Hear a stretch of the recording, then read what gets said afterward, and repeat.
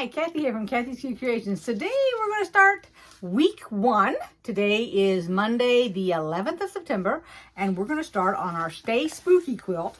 Now, if you've downloaded your paperwork, you're going to have this sheet here. I'm going to go ahead and show you all the sheets. You're going to have, that's the main one. Then you have your fabric sorting, all right? And I put all of mine on a design board for each week. Then you're going to have the fabric, which is right there. And then the extra sheet, which is this one here. Now, this one here is going to go when it says see diagram for assistance. This is directional fabric. You're going to see it here, right there, and right there. All right, so that's going to be special. So we want to make sure that we really pay attention, because if we make a boo-boo, we got to go get us some more fabric. Well, let us go ahead, and the first thing that I do is I literally iron all my fabric. No, I don't starch. Yes, my machine is back from the spa. And for all of those that don't know what that means, it went to the shop because it had an issue. Now, on my machine, there are 2 little sensors.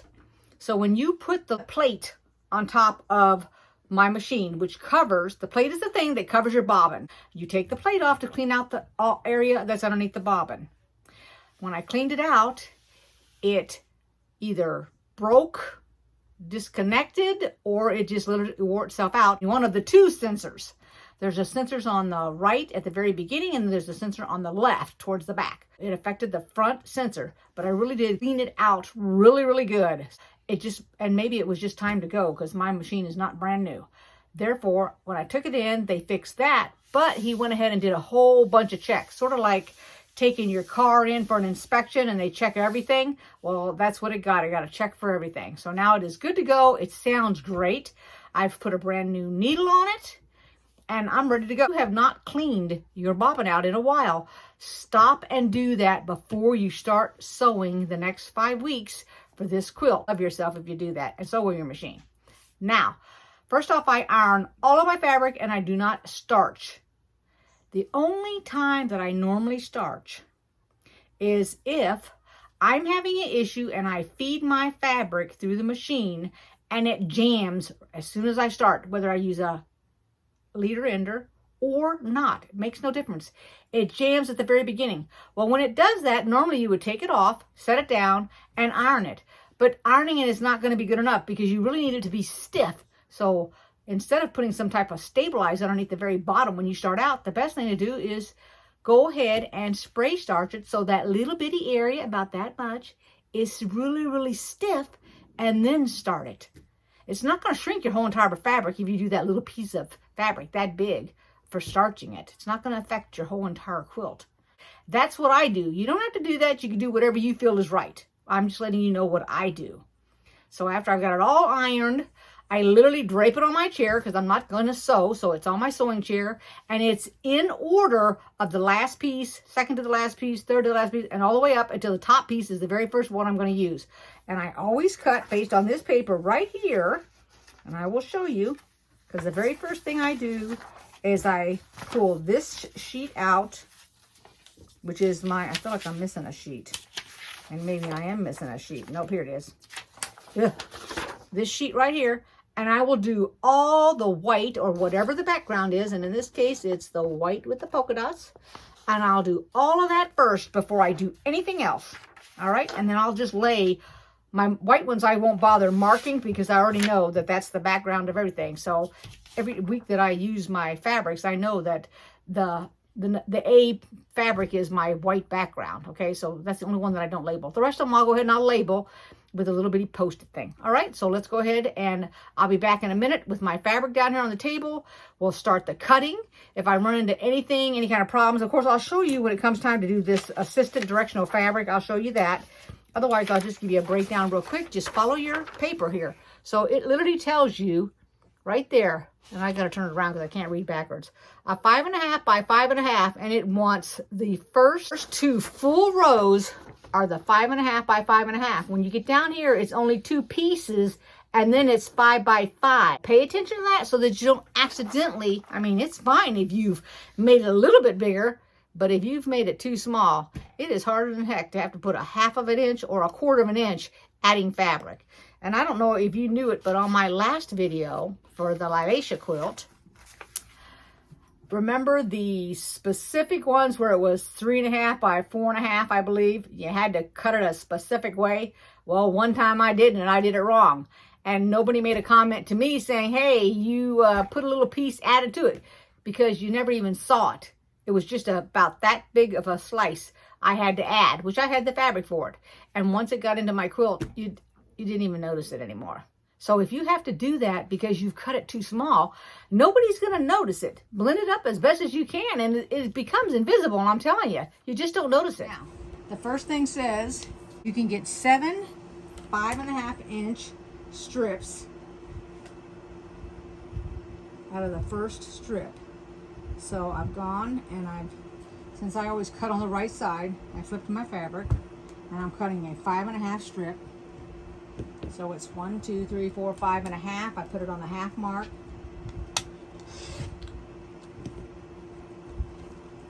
Set it aside. Go to the next, line it up with 5.5. And for those that don't know, this is a Created Grids ruler. And it literally has 5.5 right there, from 1 to 5.5. So I'm lining it up.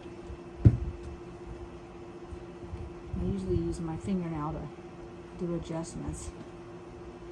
Okay. Now that's the roll here. So there's 5.5. So there's 4.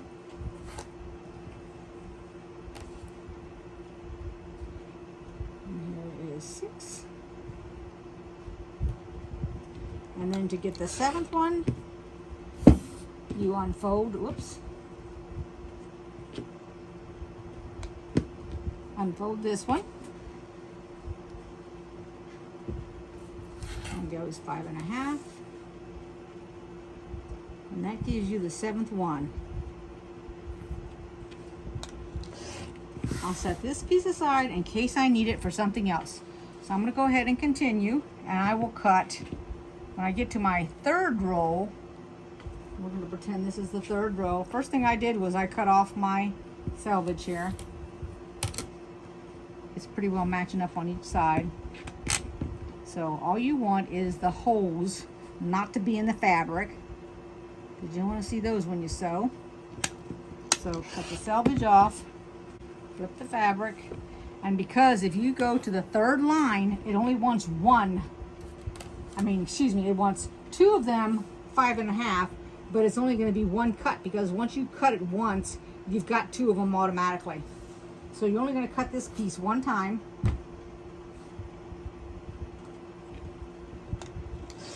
And then what you're going to do, because you want to save yourself some time, is take this strip, because now it wants 5 by 5, and you'll take it, and you can take your long ruler again and take it to the 5 right here and cut this 1/2 strip off, just like that. You've got the 5-inch to cut the rest of them. So I'm going to set this aside so I can go ahead and do my 2nd, because I skipped to the 3rd real quick just to show you. So I'll go ahead and finish these up.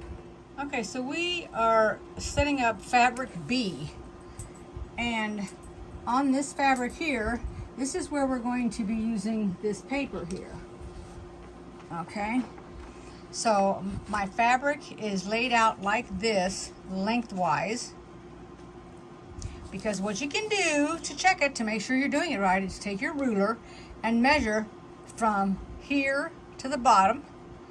And if you look at this, and although it says 12.5, it doesn't mean this length is 12.5. It means this length is 5.5, because if it was 12.5, you couldn't get 2 12.5s on this fabric. I'm going to show you. So here's my one down here at the bottom.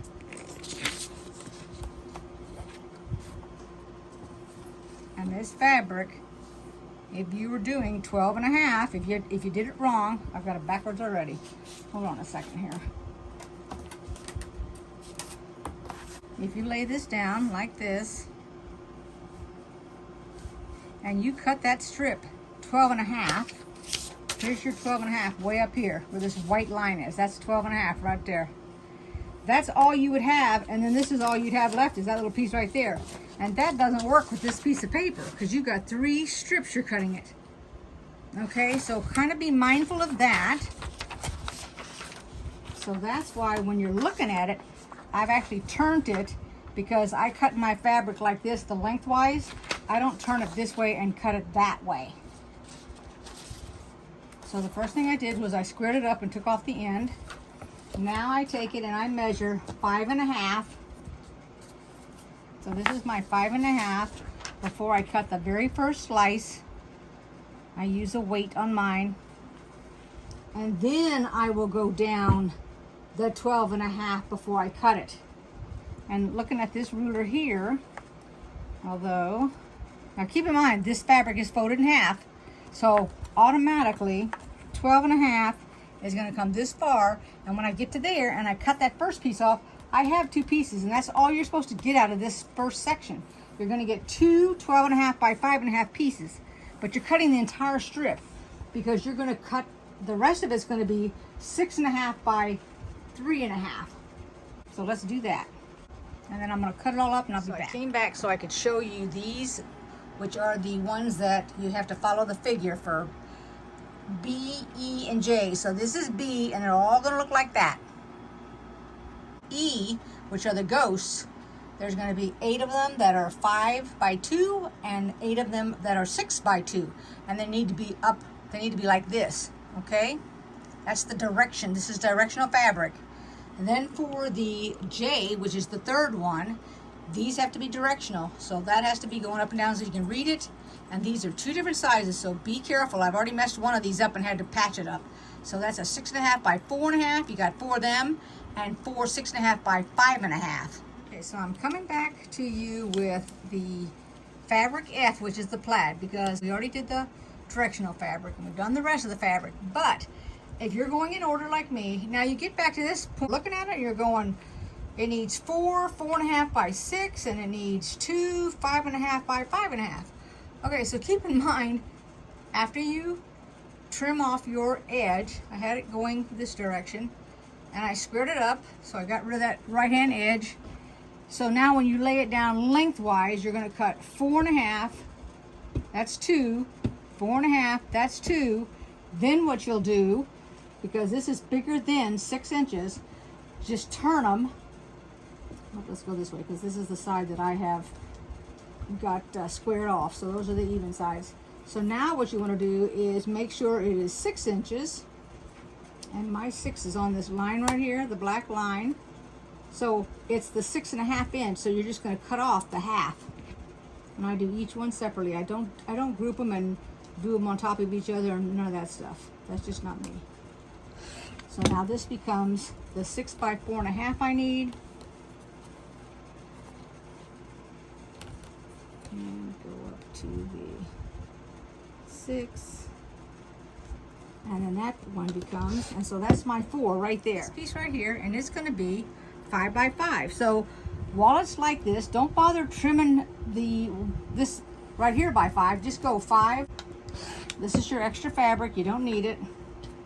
And I'm going to turn it, and then I'm going to do 5 again. Once you get in a pattern of doing that other fabric where you're doing all that different kind of subcutting, it's almost like your mind doesn't work to get back to this kind of thing. So then you have 2 of them, which is, that's all at once, 5 by 5. And I also mark the color.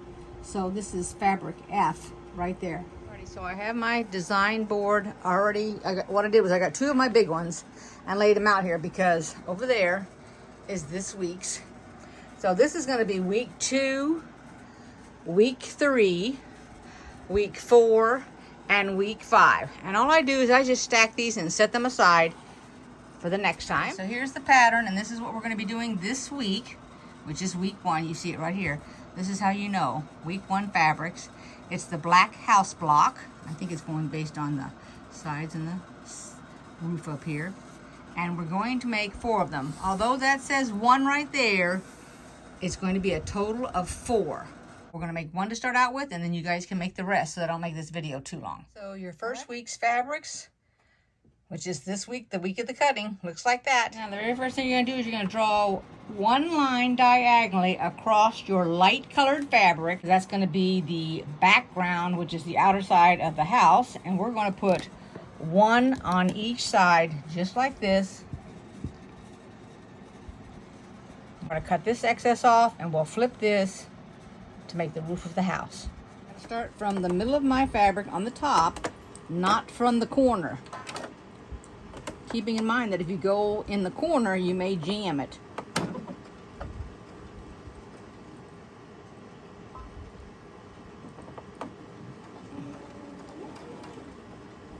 Boy, it's running nice and smooth too.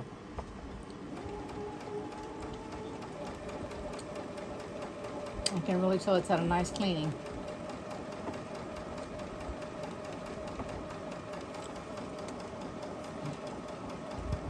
Now when I get down here to the end, to avoid it coming unraveled, now I use 2.5 inches for my length. I'm going to go ahead and decrease it down to 1.8 as I come off my fabric. What I do is I always put just one pin to hold the fabric in place. I mean, I can pull it out at any time, but now I'm going to move up my stitches.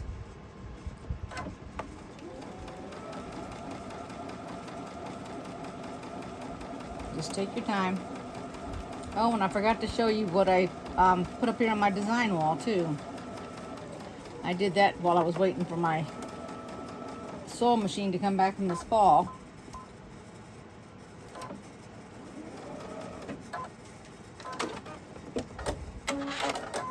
Go ahead and we're going to cut each end off. So on my Creative Grids, it has a little 1/4 inch, which is, you can tell that it's frosted. So I put this across the line so I have that amount of fabric.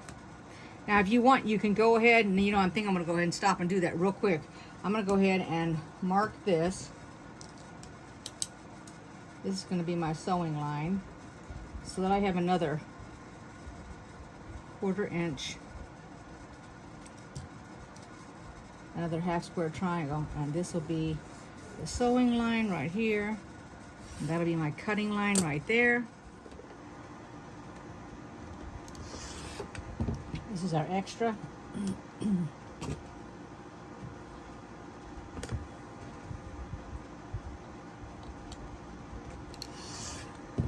And our extra. This is going to be your, as an extra 1/2 square triangle for something else. Okay, now we're going to take this over to the ironing board and we're going to iron it and press it open like that before we continue. I went ahead and I grabbed my pieces to lay it out, and this is the way we're going to put it together. So we're going to put one of these to the orange, one of these to the orange. Then we'll put the top on, and then we'll put the white sides on before we join it to that. And turn it back on because I was afraid that it did not catch anything that I just did. Anyway, as I was saying, so I learned something this weekend. So we took the car that I'm going to give to my granddaughter eventually, and we went and got it inspected because we were going to do it here pretty soon. So anyway, I found out that if you go in, and now here in our state, it runs. What I was saying is that we went to get it inspected because I was going to gift it to her, but we've already changed that. Something's come up and we can't do it right now. But anywho, we went and got the inspection, and this state here, we found out because first we had to call around to find out who had availability so we could take it in, and how long it would take and all that kind of stuff. It can run as little as $88, and it can run as much as $250. Now, an inspection is an inspection. They're still checking the same exact thing, so it has a lot to do with where you're taking it. So a high-end shop would be, for example, the car is a Toyota, so they're high-end, so they'll run you $250. Then a gas station, which will fit you in, but might have to keep your car for the entire day, they'll get it for $88. So it just depends on where you want to take it, how long you want to have no car, that kind of thing. Anyway, so long story short, we get the inspection, and of course, it finds, I believe it's either 12 or it's 14 things that they check on your car before it either passes or it flunks. Now, before we had this inspection, before we went in and had it inspected, we had already had some maintenance done to it. I mean, but now maintenance not meaning just the oil, but you know, other stuff that needed to be done. And then when it had to have something that I couldn't do, like certain things like the brakes had an issue, and I think the drums had an issue, some other stuff had issues. So anyway, we took it and we got it all taken care of. We go over there to get it inspected, and come to find out the place that we took it to get these brakes and everything done to them, well, when they got done, I guess they didn't finish doing their test drive or whatever it is, because I don't know enough about the brakes or anything that's involved with the brakes. But anyway, so they had to fix whatever the other place didn't finish fixing. Plus, it did have a couple of other things that weren't discovered, because you know, this is the place that inspects it, so they're doing their whatever point inspection, and then things won't pass. Okay, so in this state, whenever you sell a car, gift a car, or whatever, it has to have an inspection. Otherwise, you're only going to have the very first inspection you ever get on your car when you get it bought. If it's brand new and you bought it, then the place you bought it at will have that inspection done before you take the car. Okay, anyway, so that's what I found out, was that if you go and get your car inspected, I mean, it's fine that you know what your maintenance is based on your little handbook that comes with your car. But if you really want to have it checked out, get an inspection, go ahead and pay for it, because it's going to cost you whatever, you know, in your state. And then you'll be sure that you got everything done to it. These two, and then we're finished with this one square, and then you make your next three. And then I'm going to show you that thing that I made on my design board here. But let's go ahead and complete this first. And also it tells you can open your seams any way you choose. There's not a right way or a wrong way in this block.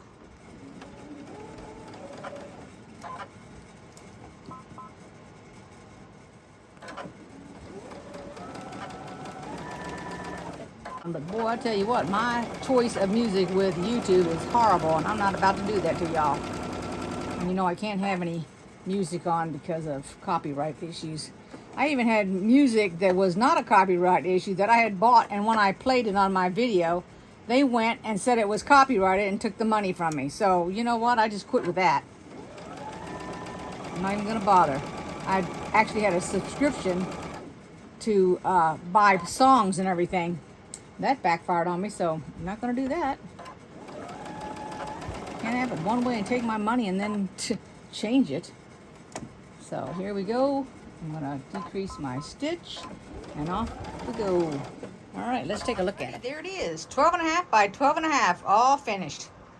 And I'll put it up on the design wall with all four of them up there until next week. Here they are on the design board. I've got them stacked up. There they are, all four of them. Here's what I worked on while my machine was in the spa. I got my other machine out. I did that right there. If you guys like this video, give it a thumbs up. You can make a comment, subscribe if you haven't, and I will see you next week. Take care, everybody. Bye-bye.